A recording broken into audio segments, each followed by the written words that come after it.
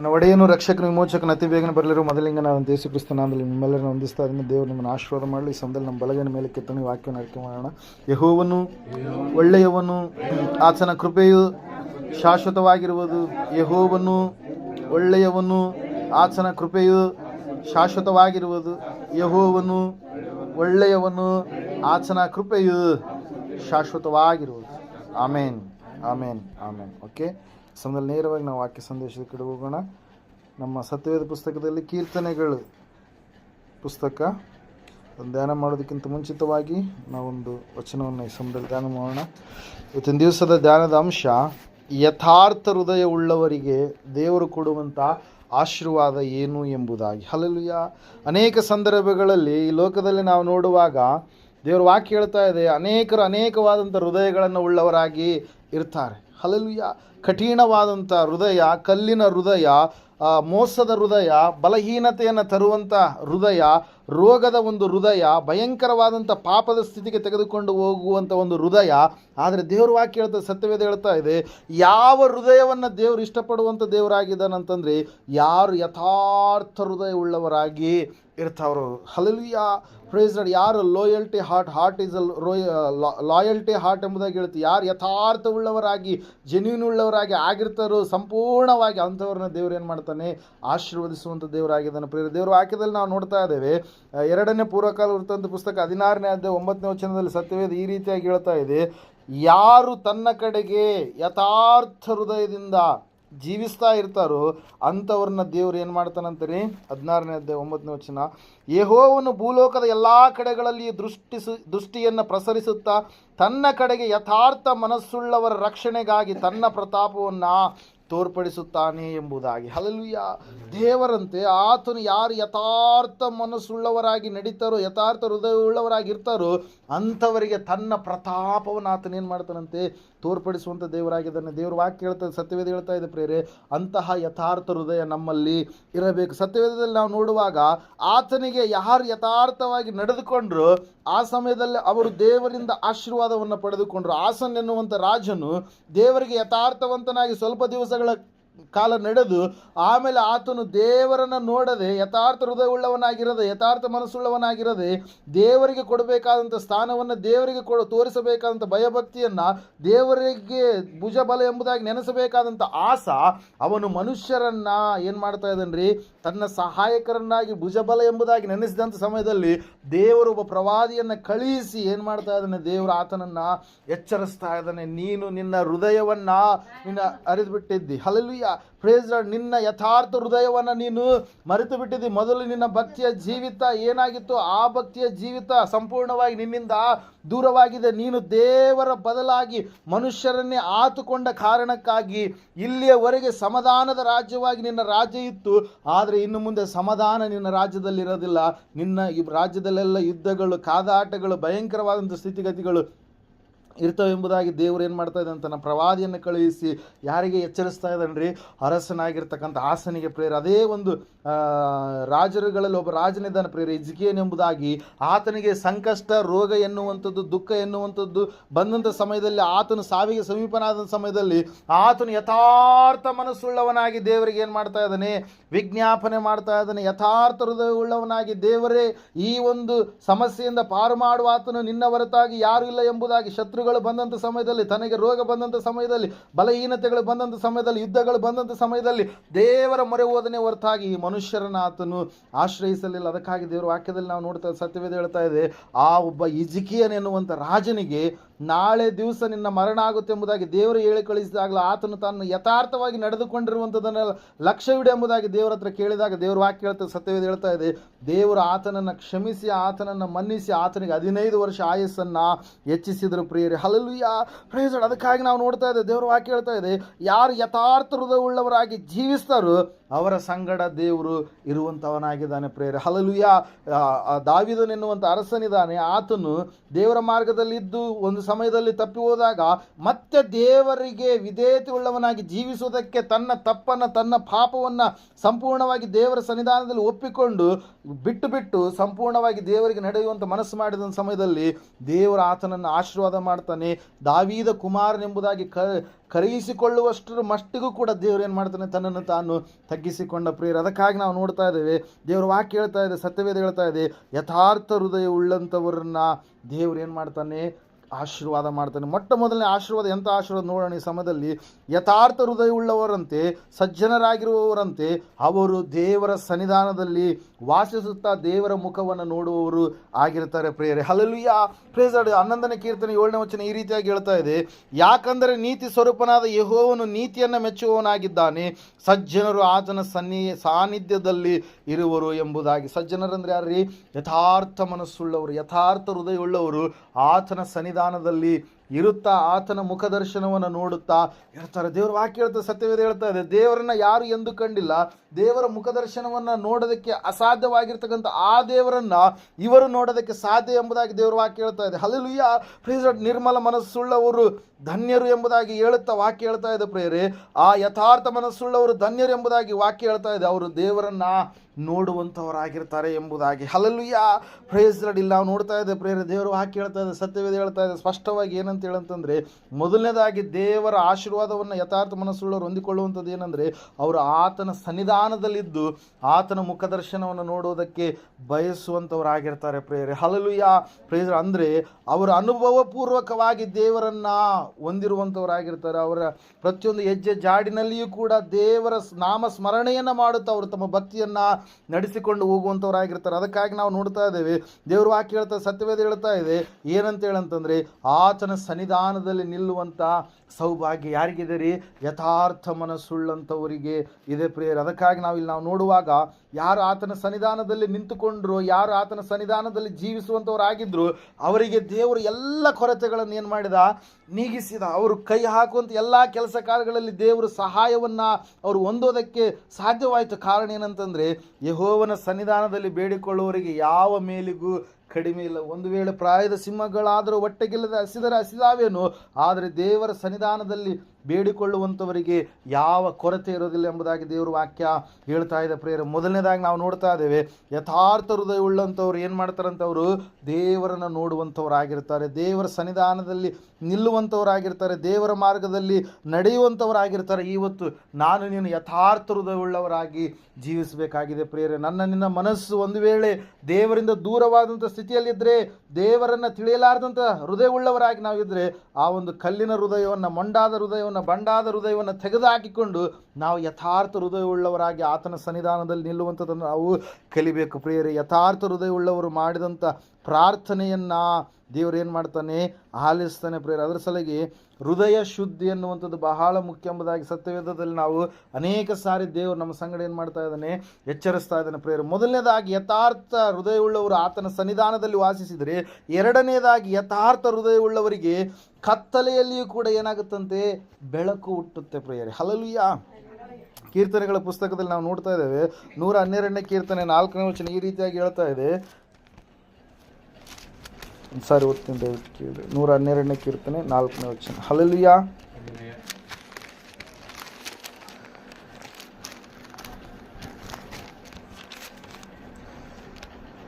ಯಥಾರ್ಥರಿಗೆ ಕತ್ತಲೆಯಲ್ಲಿಯೂ ಜ್ಯೋತಿ ಮೂಡುವುದು, ದಯೆಯು ಕನಿಕರವು ನೀತಿಯೂ ಉಳ್ಳ ದೇವರೇ ಆ ಜ್ಯೋತಿ ಎಂಬುದಾಗಿ. ಹಲ್ಲೆಲೂಯಾ. ಯಥಾರ್ಥರಿಗೆ ಏನಾಗುತ್ತಂತ್ರಿ? ಕತ್ತಲೆಯಲ್ಲಿಯೂ ಕೂಡ ಜ್ಯೋತಿ ಅಂದರೆ ಬೆಳಕು ಮೂಡುತ್ತೆ. ಹಲ್ಲೆಲೂಯಾ. Praise god. ದೇವರ ವಾಕ್ಯದಲ್ಲಿ ನಾವು ನೋಡ್ತಾ ಇದ್ದೇವೆ, ಸತ್ಯವೇದ ಹೇಳ್ತಾ ಇದೆ ಸ್ಪಷ್ಟವಾಗಿ. ಏನಂತ ಹೇಳಂತಂದರೆ, ಯಾರು ದೇವರ ಮಾತುಗಳನ್ನು ಗಮನಿಸುತ್ತಾ ಆ ದೇವರು ತಮ್ಮನ್ನು ಬೆಳಕನ್ನಾಗಿ ತಮ್ಮನ್ನು ಮಾಡ್ತಾನೆ ಎಂಬುದಾಗಿ ಇಷ್ಟವುಳ್ಳವರಾಗಿ ಜೀವಿಸ್ತಾ ಇರ್ತಾರೋ, ಅವರ ಜೀವಿತದಲ್ಲಿ ಇರ್ತಕ್ಕಂಥ ಕತ್ತಲೆ ಎಲ್ಲವನ್ನ ದೇವರು ತೆಗೆದುಹಾಕಿ ಅವರ ಜೀವಿತದಲ್ಲಿ ದೇವರು ಏನು ಕೊಡ್ತಾನಂತೆ? ಬೆಳಕನ್ನು ಕೊಡ್ತಾನೆ ಪ್ರಿಯರೇ. ಹಲ್ಲೆಲೂಯಾ. Praise Lord. ನಾವು ಯಾವಾಗಲೂ ಬೆಳಕನ್ನು ಇಷ್ಟಪಡುವಂಥವ್ರಾಗಿರ್ತೀರಿ. ಕತ್ತಲೆಯನ್ನು ಯಾರು ಇಷ್ಟಪಡ್ತಾರೆ? ಕತ್ತಲೆಯನ್ನು ಕಳ್ಳರು ಇಷ್ಟಪಡ್ತಾರೆ, ವ್ಯಭಿಚಾರಿಗಳು ಇಷ್ಟಪಡ್ತಾರೆ, ಪಾಪ ಮಾಡುವಂಥವ್ರು ಇಷ್ಟಪಡ್ತಾರೆ, ಕೆಟ್ಟದಾದಂಥ ಕಾರ್ಯಗಳನ್ನು ಮಾಡುವಂಥವ್ರು ಕತ್ತಲೆಯನ್ನು ಇಷ್ಟಪಡ್ತಾರೆ. ಯಾವಾಗ ಕತ್ತಲೆ ಆಗುತ್ತೆ ಅಂತೇಳಿ ಕಾಯ್ತಾ ಇರ್ತಾರೆ. ಆದರೆ ನಾವಾದರೂ ಏನಾಗಿದ್ದೇವಂತೆ?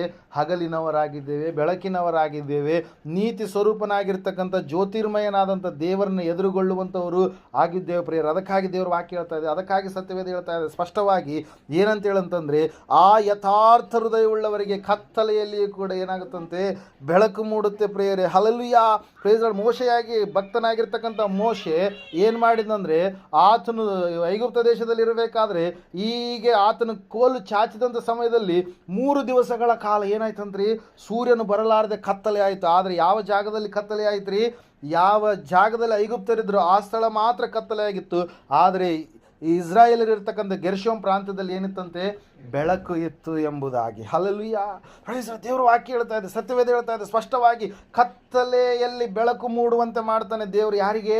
ಯಥಾರ್ಥ ಮನಸ್ಸುಳ್ಳಂಥವರಿಗೆ. ಹಲ್ಲೆಲೂಯಾ. ಯಥಾರ್ಥ ಹೃದಯ ಉಳ್ಳಂಥವರ ಜೀವಿತದಲ್ಲಿ ದೇವರು ಅದ್ಭುತವನ್ನು ಮಾಡ್ತಾನೆ, ಅತಿಶಯ ಕಾರ್ಯವನ್ನು ಜರುಗಿಸ್ತಾನೆ ಪ್ರೇರಿ. ನಾವು ನೋಡ್ತಾ ಇದ್ದೇವೆ, ದೇವರು ವಾಕ್ಯ ಹೇಳ್ತಾ, ಸತ್ಯವೇದ ಹೇಳ್ತಾ ಇದೆ ಸ್ಪಷ್ಟವಾಗಿ ಪ್ರೇರಿ. ವಿಮೋಚನಾ ಕಾಂಡ 10:22 ಅದರ ಕುರಿತಾಗಿ ನಾವು ನೋಡ್ತಾ ಇದ್ದೇವೆ. ಹಲ್ಲೆಲೂಯಾ.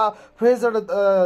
ಸತ್ಯವೇದದಲ್ಲಿ ಯೇಸು ಸ್ವಾಮಿ ಹುಟ್ಟಿದಂಥ ಸಮಯದಲ್ಲಿ ಗಲಿಲಾಯದ ಆ ಒಂದು ಪ್ರಾಂತ್ಯದಲ್ಲಿರ್ತಕ್ಕಂಥ ಆ ಜನರಿಗೆ ದೊಡ್ಡದಾಗಿರ್ತಕ್ಕಂಥ ಬೆಳಕು ಕಾಣಿಸಿತು ಎಂಬುದಾಗಿ ವಾಕ್ಯದಲ್ಲಿ ಮತ್ತೊಂದು ಬರೆಸುವರ್ತೆಯಲ್ಲಿ ನಾವು 4ನೇ ಅಧ್ಯಾಯ 16ನೇ ವಚನದಲ್ಲಿ ನಾವು ನೋಡ್ತಾ ಇದ್ದೇವೆ ಪ್ರಿಯರೇ. ದೇವರು ವಾಕ್ಯ ಹೇಳ್ತಾ, ಸತ್ಯವೇದ ಹೇಳ್ತಾ ಇದೆ, ಕತ್ತಲೆ ತುಂಬಿದಂಥ ಈ ಲೋಕಕ್ಕೆ ಯೇಸು ಕ್ರಿಸ್ತನು ಬೆಳಕಾಗಿ ಆತನು ಹೊರಟು ಬಂದ ಅನೇಕರ ಜೀವಿತದಲ್ಲಿರ್ತಕ್ಕಂಥ ಕತ್ತಲೆಯನ್ನು ದೇವರು ಏನು ಮಾಡಿದಾರೆ? ತೆಗೆದುಹಾಕಿದೆ ಪ್ರಿಯರೇ. ಅದಕ್ಕಾಗಿ ನಾವು ನೋಡ್ತಾ ಇದ್ದೇವೆ, ಯಾರು ಯಥಾರ್ಥವಾಗಿ ಜೀವಿಸುತ್ತಾ ಇರ್ತಾರೋ ದೇವರು ಅವರಲ್ಲಿರ್ತಕ್ಕಂಥ ಕತ್ತಲೆಯನ್ನು, ಶಾಪವನ್ನು, ಪಾಪವನ್ನು, ಮರಣವನ್ನು, ರೋಗವನ್ನು, ಕತ್ತಲೆಗೆ ಸಂಬಂಧಪಟ್ಟಂಥ ಎಲ್ಲ ಕಾರ್ಯಗಳನ್ನು ಏನು ಮಾಡ್ತಾನೆ? ಆತ ತೆಗೆದು ಹಾಕ್ತಾನೆ. ಅದಕ್ಕಾಗಿ ದೇವರು ವಾಕ್ಯ ಹೇಳ್ತಾ, ಸತ್ಯವೇದ ಹೇಳ್ತದೆ, ಮೊದಲನೇದಾಗಿ ಯಥಾರ್ಥವಂತರು ಆತನ ಸನ್ನಿಧಾನದಲ್ಲಿ ಜೀವಿಸಿದರೆ, ಎರಡನೇದಾಗಿ ಯಥಾರ್ಥವಂತರು ಏನು ಮಾಡ್ತಾರಂತ್ರಿ? ಅವರಲ್ಲಿರುವಂಥ ಕತ್ತಲೆಯನ್ನು ದೇವರು ಏನು ಮಾಡ್ತಾನೆ?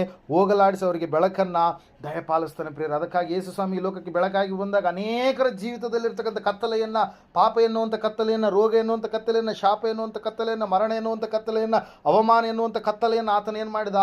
ತೆಗೆದು ಹಾಕಿದ ಪ್ರಿಯರೇ. ಅವರೆಲ್ಲರಿಗೆ ಆತನ ಏನು ಮಾಡಿದ? ಬೆಳಕನ್ನು ಕೊಟ್ಟ ಪ್ರಿಯರೇ. ಮೂರನೇದಾಗಿ ನಾವು ನೋಡ್ತಾ ಇದ್ದೀವಿ 84ನೇ ಕೀರ್ತನೆಯಲ್ಲಿ 11ನೇ ವಚನದಲ್ಲಿ ಈ ರೀತಿಯಾಗಿರುತ್ತೆ, ಯಥಾರ್ಥವಂತರಿಗೆ ಆ ದೇವ್ರು ಏನು ಮಾಡ್ತಾನಂತೆ? ಮೇಲನ್ನು ಬರ ಮಾಡ್ತಾನಂತೆ. ಏನು ಮಾಡ್ತಾನೆ? ಮೇಲನ್ನು ಬರ ಮಾಡ್ತಾನೆ, ಒಳ್ಳೆಯದನ್ನೇ ಮಾಡ್ತಾನೆ. ಯಥಾರ್ಥ ಹೃದಯ ಉಳ್ಳಂಥವರಿಗೆ ದೇವ್ರು ಏನು ಮಾಡ್ತಾನೆ? ಯಥಾರ್ಥವಾಗಿ ಯಾರು ಪ್ರವರ್ತನೆ ಮಾಡ್ತಾ ಇರ್ತಾರೋ ಆತನು ಖಂಡಿತವಾಗಿ ಅವರಿಗೆ ಕೇಡನ್ನಲ್ಲ ಮೇಲನ್ನೇ ಮಾಡುವಂಥ ದೇವರಾಗಿದ್ದಾನೆ ಪ್ರಿಯರೇ. ಹಲ್ಲೆಲೂಯಾ. ದೇವರ ವಾಕ್ಯದಲ್ಲಿ ನಾವು ನೋಡ್ತಾ ಇದ್ದೇವೆ, ಯಥಾರ್ಥವಂತನಾಗಿ ಕರೆಸಿಕೊಳ್ಳುವಂಥ ಯೋಬನ ಸಮೀಪಕ್ಕೆ ಆತನ ಹೆಂಡತಿ ಬಂದು ಹೇಳ್ತಾ ಇದ್ದಾಳೆ, ಇನ್ನೂ ನಿನ್ನ ಯಥಾರ್ಥತ್ವವನ್ನು ನೀನು ಬಿಡಲಿಲ್ವಾ? ನಿನ್ನ ದೇವರನ್ನು ನೀನು ದೂಷಿಸಿ ನೀನು ಸಾಯಿ ಎಂಬುದಾಗಿ ಹೇಳಿದಾಗ ಅಲ್ಲಿ ನಾವು ನೋಡ್ತಾ ಇದ್ದೇವೆ, ಯೋಬನಲ್ಲಿರ್ತಕ್ಕಂಥ ಯಥಾರ್ಥತ್ವ ಬಹಳ ಶ್ರೇಷ್ಠವಾಗಿರುವಂಥ ಯಥಾರ್ಥತ್ವ ಪ್ರಿಯರೇ. ಹಲ್ಲೆಲೂಯಾ.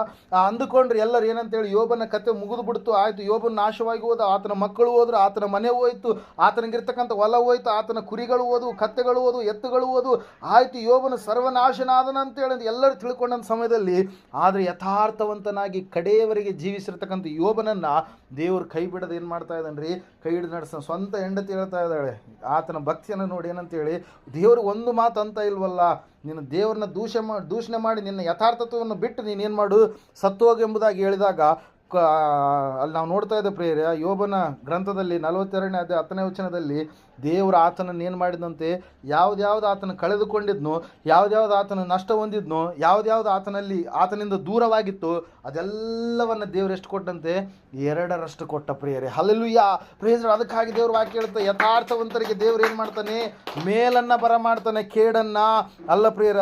ನಾವು ನೋಡ್ತಾ ಇದ್ದೇವೆ, ದೇವರು ವಾಕ್ಯ ಹೇಳ್ತಾ ಇದೆ, ಯಥಾರ್ಥವಂತನಾಗಿ ಯೋಬನು ಜೀವಿಸಿದಾಗ 2ರಷ್ಟು ಆಶೀರ್ವಾದವನ್ನು ಯಾವುದು ರೀತಿಯಾಗಿ ಹೊಂದಿಕೊಂಡು, 2ರಷ್ಟು ಸ್ವತ್ತನ್ನು ಯಾವ ರೀತಿಯಾಗಿ ಹೊಂದಿಕೊಂಡು, ಇವತ್ತು ನಾನು ನೀನು ಯಥಾರ್ಥವಂತರಾಗಿ ಜೀವಿಸುವಾಗ ಆತನು ಆ ಒಂದು ಕಾರ್ಯವನ್ನು ಕೂಡ ನಾನು ನಿನ್ನ ಜೀವಿತದಲ್ಲಿ ಮಾಡುವಾತನಾಗಿದ್ದಾನೆ.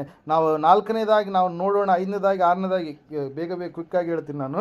ಯಥಾರ್ಥವಂತರು ಮಾಡುವಂಥ ಪ್ರಾರ್ಥನೆ ಆತನಿಗೆ ಆನಂದವನ್ನು ತರುತ್ತೆ ಪ್ರಿಯರೇ. ಹಲ್ಲೆಲೂಯಾ. ಯಾವ ಪ್ರಾರ್ಥನೆ ಅಂತೆ?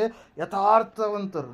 ಯಥಾರ್ಥ ಮನಸ್ಸಿನಿಂದ ಪ್ರಾರ್ಥನೆ ಮಾಡುವಂಥವರಿಗೆ ನಾವು ನೋಡ್ತಾ ಇದ್ದೇವೆ, ಜ್ಞಾನೋಕ್ತಿಗಳ ಪುಸ್ತಕ 15ನೇ ಅಧ್ಯಾಯ 8ನೇ ವಚನದಲ್ಲಿ ಸತ್ಯವೇದ ಈ ರೀತಿಯಾಗಿ ಹೇಳ್ತಾ ಇದೆ, ಏನಂತಂದರೆ, ಯಥಾರ್ಥವಂತರು ಮಾಡುವಂಥ ಪ್ರಾರ್ಥನೆ ದೇವರಿಗೆ ಏನು ಮಾಡುತ್ತಂತೆ, ಸಂತೋಷವನ್ನು ತರುವಂಥದ್ದಾಗಿದೆ. ಅದರ ಸಲುವಾಗಿ ನಾವು ಯಥಾರ್ಥ ಮನಸ್ಸುಳ್ಳವರಾಗಿ ಜೀವಿಸಬೇಕು. ನಮ್ಮ ಭಕ್ತಿಯನ್ನು ದೇವರ ಮೇಲೆ ಇಟ್ಟ ಮೇಲೆ ನಾವು ಎಡಕ್ಕಾಗಲಿ ಬಲಕ್ಕಾಗಲಿ ಹಿಂದಕ್ಕಾಗಲಿ ತಿರುಗದೆ ದೇವರು ನಮ್ಮ ಕೈ ಹಿಡಿದಿದ್ದಾನೆಂಬುದಾಗಿ ನೆನೆಸಿ ಕೊನೆಯವರೆಗೂ ಕೂಡ ನಾವು ಅಗಲದೆ ಸ್ಥಿರವಾಗಿ ಆತನಲ್ಲಿ ಜೀವಿಸುವವರು ಆಗಬೇಕು ಪ್ರಿಯರೇ. ನಾವು ನೋಡ್ತಾ ಇದ್ದ ಅದೇ ಒಂದು ಜ್ಞಾನೋಕ್ತಿಗಳ ಪುಸ್ತಕ 3:37 ವಚನದಲ್ಲಿ ಯಥಾರ್ಥವಂತರಿಗೆ ಆತನು ಏನಾಗಿರ್ತಾನಂತೆ, ಜೊತೆಯಾಗಿರ್ತಾನೆ. ಯಾರ ಜೊತೆಯಾಗಿರ್ತಾರೆ? ಯಥಾರ್ಥವಂತರ ಜೊತೆಗೆ ದೇವರೇ ಅವರ ಜೊತೆಯಾಗಿರ್ತಾನೆ. ಅವರು ಹೋಗುವಾಗಲೂ ಬರುವಾಗಲೂ ಆತನವರ ಸಂಗಡ ಇರುವಂತಹ ದೇವರಾಗಿದ್ದಾನೆ. ಅದರ ಸಲುವಾಗಿ ದೇವ್ರ ವಾಕ್ಯ ಹೇಳ್ತಾ ಇದೆ ಏನಂತ ಹೇಳಿದ್ರೆ, ನೀನು ಹೋಗುವಾಗಲೂ ಬರುವಾಗಲೂ ನಾನು ನಿನಗೆ ಶುಭವನ್ನೇ ಉಂಟು ಮಾಡುವೆನು, ನಾನು ನಿನ್ನನ್ನು ಕಾಯುವೆನು, ಕಾಪಾಡುವೆನು, ಅಗ್ನಿಸ್ತಂಭವಾಗಿ ಮೇಘಸ್ತಂಭವಾಗಿ ನಾನು ನಿನ್ನ ಸಂಗಡ ಇರುವೆನು, ಯುಗದ ಸಮಾಪ್ತಿಯವರೆಗೆ ನಾನು ನಿನ್ನ ಜೊತೆಗೆ ಇರುವೆನು ಎಂಬುದಾಗಿ ಪ್ರೇರೆ. ಹಲ್ಲೆಲೂಯಾ.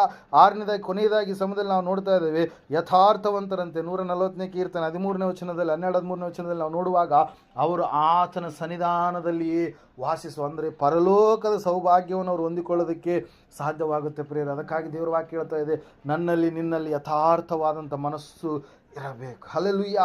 ಕಲ್ಮಶ ಹೃದಯ ಇರಬಾರದು, ಕೆಟ್ಟ ಹೃದಯ ಇರಬಾರದು, ಪಾಪದ ಹೃದಯ ಇರಬಾರದು. ಈ ರೀತಿಯಾಗಿ ನಾವು ಯಥಾರ್ಥ ಹೃದಯ ಉಳ್ಳವರಾಗಿ ಇದ್ದರೆ ದೇವರು ಯಥಾರ್ಥ ಹೃದಯ ಉಳ್ಳವರು ಯಾರಿದಾರು ಅಂತೇಳಿ ತನ್ನ ಆಕಾಶದಿಂದ ಪರಲೋಕದಿಂದ ಭೂಲೋಕದ ಮೇಲೆ ಕಣ್ಣುಗಳನ್ನು ಪ್ರಸರಿಸುತ್ತಾ ಆತನೇನು ಮಾಡ್ತಾ ಇದ್ದಾನೆ, ತನ್ನ ರಕ್ಷಣೆಯನ್ನು ಅವರ ಜೀವಿತದಲ್ಲಿ ಏನು ಮಾಡ್ತಾನಂತೆ ದೇವರು ತೋರ್ಪಡಿಸುವಂಥ ದೇವರಾಗಿದ್ದಾನೆ. ಅದಕ್ಕಾಗಿ ನಾವು ದೇವರನ್ನು ನಂಬಿದಂಥವರಾಗಿದ್ದೇವೆ, ದೇವರ ಮಕ್ಕಳಾದಂಥವರಾಗಿದ್ದೇವೆ. ಯಥಾರ್ಥವಂತರಾಗಿ ನಾವು ಜೀವಿಸುವಂಥದ್ದನ್ನು ಕಲಿಬೇಕು ಪ್ರಿಯರೇ. ಸುಳ್ಳು ಹೇಳುವಂಥದ್ದಾಗಲಿ, ಕೆಟ್ಟದ್ದನ್ನು ಮಾಡುವಂಥದ್ದಾಗಲಿ, ಕೆಟ್ಟ ಕಾರ್ಯಗಳಿಗೆ ನಾವು ಸಹಾಯ ಮಾಡುವಂಥದ್ದಾಗಲಿ, ಬಲಹೀನತೆ ಕಡೆಗೆ ಹೋಗುವಂಥದ್ದಾಗಲಿ, ದೇವರನ್ನ ಬಿಟ್ಟು ಆಗಲಿ ಹೋಗುವಂಥ ಸ್ಥಿತಿ ಆ ಒಂದು ನಮ್ಮಲ್ಲಿ ಯಾವುದು ಕೂಡ ಇರಬಾರ್ದು. ದೇವರನ್ನು ತಿಳಿದುಕೊಂಡಂತೆ ನಾವು ದೇವರ ಮಾರ್ಗದಲ್ಲಿ ಸ್ಥಿರವಾಗಿ ನಡೆಯುವಂಥದ್ದಾದರೆ ಖಂಡಿತವಾಗಿ ಆತನು ದಡವನ್ನು ಸೇರಿಸುವಂಥ ಅಂಬಿಗನಾಗಿದ್ದಾನೆ. ಹಲ್ಲೆಲೂಯಾ. ಆತನ ಅರ್ಧ ದಾರಿಯಲ್ಲಿ ಕೈ ಬಿಡುವಂಥ ದೇವರಲ್ಲ, ಆತನು ನಿನ್ನನ್ನು ಕೊನೆಯವರೆಗೂ ಕೂಡ ಆಧರಿಸಿ ಕನಿಕರಿಸಿ ಕಡೆಯವರೆಗೂ ಕೂಡ ನಿನ್ನನ್ನು ಏನು ಮಾಡ್ತಾನೆ, ಆತ ನಡೆಸ್ತಾನೆ ಪ್ರಿಯರೇ, ದಡವನ್ನು ಸೇರಿಸ್ತಾನೆ. ಅದಕ್ಕಾಗಿ ನಾವು ನೋಡ್ತಾ ಇದ್ದೇವೆ ದೇವ್ರ ವಾಕ್ಯ ಹೇಳ್ತಾ ಇದೆ, ಆ ಯಥಾರ್ಥವಂತರು ಮಾಡುವಂಥ ಪ್ರಾರ್ಥನೆಯನ್ನು ದೇವರು ಕೇಳುವಂಥದ್ದು ಮಾತ್ರವಲ್ಲ, ಆತನವರ ಸಂಗಡ ಇರುವಂಥದ್ದು ಮಾತ್ರವಲ್ಲ, ಆತನು ನಿತ್ಯ ನಿರಂತರ ಆತನು ತನ್ನ ಸನ್ನಿಧಾನದಲ್ಲಿ ಇರಿಸಬೇಕಂತೇಳಿ ಅವ್ರನ್ನ ಪ್ರತ್ಯೇಕಪಡಿಸಿದ್ದಾನೆ ಪ್ರಿಯರೇ. ಸಮಯದಲ್ಲಿ ನಾವು ಎದ್ದು ನಿಂತುಕೊಳ್ಳೋಣ, ಪ್ರಾರ್ಥನೆ ಮಾಡೋಣ. ದೇವ್ರ ವಾಕ್ಯ ಹೇಳ್ತಾರೆ, ಸತ್ಯವೇದ ಹೇಳ್ತಾ ಇದೆ ಸ್ಪಷ್ಟವಾಗಿ ಪ್ರಿಯರೇ, ಆ ಯಥಾರ್ಥ ಮನಸ್ಸು ನನ್ನಲ್ಲಿ ನಿನ್ನಲ್ಲಿ ಇರಬೇಕಾಗಿದೆ, ಯಥಾರ್ಥವಾದಂಥ ಹೃದಯ ನನ್ನಲ್ಲಿ ನಿನ್ನಲ್ಲಿ ಇರಬೇಕಾಗಿದೆ. ಪ್ರಾರ್ಥನೆ ಮಾಡೋಣ. ಮಹೋನ್ನತನು ಮಹಾಪರಿಶುದ್ಧನಾದ ಮಹಾದೇವನಿಗೆ ಸ್ತೋತ್ರಗಳಪ್ಪ. ಕೇಳಿದಂಥ ವಾಕ್ಯ ಬಿತ್ತಿದಂಥ ಬೀಜ ದೇವರೇ ಕರ್ತನೆ ಸಹಾಯಕನೇ 100ರಷ್ಟು ಫಲ ಕೊಡುವ ಹಾಗೆ ಯಥಾರ್ಥ ಮನಸ್ಸುಳ್ಳವರು ಸ್ವಾಮಿ ದೇವರೇ ನಿನ್ನ ಸನ್ನಿಧಾನದಲ್ಲಿ ನಿನ್ನ ಮುಖದರ್ಶನವನ್ನು ನೋಡ್ತಾರೆ ಎಂಬುದಾಗಿ ನೀನು ಹೇಳಿದ್ದೀಯಪ್ಪ. ಹೌದು ರಾಜನೇ ದೇವರೇ, ಯಥಾರ್ಥವಂತರಾಗಿ ನೀವು ದೋಷವಿಲ್ಲದವರಾಗಿ ಇರ್ರಿ ಎಂಬುದಾಗಿ ಸ್ವಾಮಿ ಅಬ್ರಹಾಮನಿಗೆ ಹೇಳಿದಾಗ ಆತನಿಗೆ ನೀವು ದರ್ಶನ ಕೊಟ್ಟು ಸ್ವಾಮಿ ದೇವರೇ ಆತನ ಬಳಿಗೆ ನೀನು ಆತನನ್ನು ಹುಡುಕಿಕೊಂಡು ಬಂದು ಸ್ವಾಮಿ ನೀನು ಆತನನ್ನು ಆಶೀರ್ವಾದ ಮಾಡಿದೆಯಪ್ಪ. ಹೌದು ರಾಜನೇ ನಿನಗೆ ಸ್ತೋತ್ರಪ್ಪ. ಯಥಾರ್ಥವಾದಂಥ ಮನಸ್ಸು ನನಗೂ ನಮ್ಮೆಲ್ಲರಿಗೂ ಸ್ವಾಮಿ ನೀನು ಒದಗಿಸಿಕೊಡಯ್ಯ. ಯಾವ ವಿಷಯದಲ್ಲಿ ನಾವು ತಪ್ಪಿ ಹೋಗದ ಹಾಗೆ ಕರ್ತನೆ ಸ್ವಾಮಿ ಸತ್ಪ್ರವರ್ತನೆ ಉಳ್ಳವರಾಗಿ ದೇವರೇ ನಡೆದುಕೊಳ್ಳುವಂತೆ ನೀನು ಕೊಡುವಂತೆ ಎಲ್ಲ 6 ಮೇಲಾದಂಥ ಆಶೀರ್ವಾದಗಳನ್ನು ಹೊಂದಿಕೊಳ್ಳುವಂತೆ ನೀನು ಸಹಾಯ ಮಾಡಿ ನಡೆಸಪ್ಪ. ದೇವಾ ನಿನ್ನ ಮಾತಾಡಿದ್ದೆ ಸ್ವಾಮಿ, ಯಥಾರ್ಥ ಉಳ್ಳವರು ನನ್ನ ಮುಖದರ್ಶನ ನೋಡುತ್ತಾ ನನ್ನ ಸನ್ನಿಧಾನದಲ್ಲಿರುವರು ಎಂಬುದಾಗಿ. ದೇವಾ ನೀನು ಮಾತನಾಡಿದ್ದೆ ಸ್ವಾಮಿ, ಯಥಾರ್ಥ ಹೃದಯ ಉಳ್ಳವರು ಅವರಿಗೆ ನಾನು ಕತ್ತಲೆಯನ್ನು ತೆಗೆದುಹಾಕಿ ಬೆಳಕನ್ನೇ ಕೊಡ್ತೀನಿ ಎಂಬುದಾಗಿ, ನಾನು ಅವರಿಗೆ ಕೇಡನ್ನೆಲ್ಲ ಮೇಲನ್ನೇ ಮಾಡ್ತೀನಿ ಎಂಬುದಾಗಿ, ಅವರು ಮಾಡುವಂಥ ಪ್ರಾರ್ಥನೆಯನ್ನು ನಾನು ಕೇಳ್ತೀನಿ, ಆ ಪ್ರಾರ್ಥನೆ ನನಗೆ ಆನಂದ ಎಂಬುದಾಗಿ ನೀನು ಹೇಳಿದೆಯಪ್ಪ, ಮಾತಾಡಿದೆ ಸ್ವಾಮಿ. ಅವರನ್ನು ನಿತ್ಯ ನಿರಂತರ ನನ್ನ ಸನ್ನಿಧಾನದಲ್ಲಿರುವಂತೆ ಮಾಡ್ತೀನಿ ಎಂಬುದಾಗಿ. ಹೌದು ಸ್ವಾಮಿ, ಎಲ್ಲ ಅಂಶಗಳನ್ನು ನಮ್ಮ ಸಂಗಡ ಮಾತಾಡಿದ್ದಕ್ಕಾಗಿ ಸ್ತೋತ್ರಪ್ಪ. ಕುಟುಂಬ ಪ್ರಾರ್ಥನೆ ಏರ್ಪಾಡು ಮಾಡಿದಂಥ ಕರ್ತನ ಅಣ್ಣಪೂರ್ಣ ಅವ್ರ ಕುಟುಂಬ ಮತ್ತು ಸ್ವಾಮಿ ಅವರ ಎಲ್ಲ ಮಕ್ಕಳನ್ನು ಅವ್ರ ತಂದೆಯವರು ಕರ್ತನೆ, ಅದೇ ರೀತಿಯಾಗಿ ಸ್ವಾಮಿ ಅವರ ಸಹೋದರ ಅವ್ರ ಕುಟುಂಬ ಮಕ್ಕಳೆಲ್ಲರನ್ನು ಆಶೀರ್ವಾದ ಮಾಡಿ ಚಿತ್ತ ನೆರವೇರಿಸಿ ಕೂಡಿ ಬಂದಿರತಕ್ಕಂಥ ಪ್ರತಿಯೊಬ್ಬ ಆತ್ಮಿಕ ಮಕ್ಕಳು ನಿನ್ನ ಕರಗಳಲ್ಲಿ ಒಪ್ಪಿಸಿಕೊಡುತ್ತಾ ದೇವರೇ ನಿನ್ನ ಆಶೀರ್ವಾದದಿಂದ ಕೂಡಿ ಬಂದಿರತಕ್ಕಂಥ ಪ್ರತಿ ಒಬ್ಬೊಬ್ಬರ ಜೀವಿತದಲ್ಲಿ ಸ್ವಾಮಿ ನೀನು ಕರ್ತನಿಗೆ ಹೇಳಿದಂಥ ಪ್ರತಿಯೊಂದು ಆಶೀರ್ವಾದ ಇವರಲ್ಲಿ ಸ್ಥಿರವಾಗಿ ನೆಲೆಗೊಳ್ಳುವಂತೆ, ಯಥಾರ್ಥ ಮನಸ್ಸುಳ್ಳವರಾಗಿ ಇವರು ಜೀವಿಸುವಂತೆ, ನಡೆಯುವಂತೆ, ಸ್ಥಿರವಾದಂಥ ಭಕ್ತಿಯನ್ನು ಕಟ್ಟಿಕೊಳ್ಳುವಂತೆ ಸಹಾಯ ಮಾಡಿ ನಡೆಸಬೇಕೆಂಬುದಾಗಿ ಅತಿ ಬೇಗನೆ ಬರಲಿರುವ ಯೇಸು ಕ್ರಿಸ್ತನ ನಾಮದಲ್ಲಿ ಬೇಡರ್ಪಿಸಿ ಹೊಂದಿದ್ದೇವೆ ಪರಮ ತಂದೆ. ನಮ್ಮ ತಂದೆಯಾದ ದೇವರ ಶಾಶ್ವತವಾದ ಪ್ರೀತಿ, ಕುಮಾರನಿಗೆ ಬಂದರೆ ಯೇಸು ಕ್ರಿಸ್ತನ ಶಾಶ್ವತವಾದ ಕೃಪೆ, ಪರಿಶುದ್ಧಾತ್ಮ ದೇವರ ಶಾಶ್ವತವಾದ ಅನ್ಯತೆ ನಡೆಸಿ ಅಲಂಕರಿಸಿ ಬಲಪಡಿಸಿ ಕೂಡಿ ಬಂದರೆ ಇವರ ಸಂಗಡದಲ್ಲಿ ಸಕಲ ಸದ್ಭಕ್ತರ ಸಂಗಡದಲ್ಲಿ ಪ್ರಪಂಚದಲ್ಲಿ ಎಲ್ಲ ಮನುಷ್ಯರ ಸಂಗಡದಲ್ಲಿ ಸದಾ ಕಾಲ ನೆಲೆಯಾಗಿರಲಿ ಸ್ವಾಮಿ. ಆಮೆನ್. ಯೇಸು ರಕ್ತಕ್ಕೆ ಜಯ, ಸಕಲ ಪಾಪಗಳು ಲಯ. ಯೇಸು ರಕ್ತಕ್ಕೆ ಜಯ, ಸಕಲ ಪಾಪಗಳು ಲಯ. ಯೇಸು ಪ್ರಭು ರಕ್ತಕ್ಕೆ ಸಂಪೂರ್ಣ ವಿಜಯ, ಸಕಲ ಪಾಪಗಳಿಗೆ ಅನಂತ ಕಾಲ ನಾಶನ. Hallelujah, hallelujah, hallelujah. ಸ್ತೋತ್ರಂ, ಸ್ತೋತ್ರಂ, ಸ್ತೋತ್ರಂ. Amen, amen, amen. ಇಂಥ ಒಳ್ಳೆ ಸಮಯದೊಳು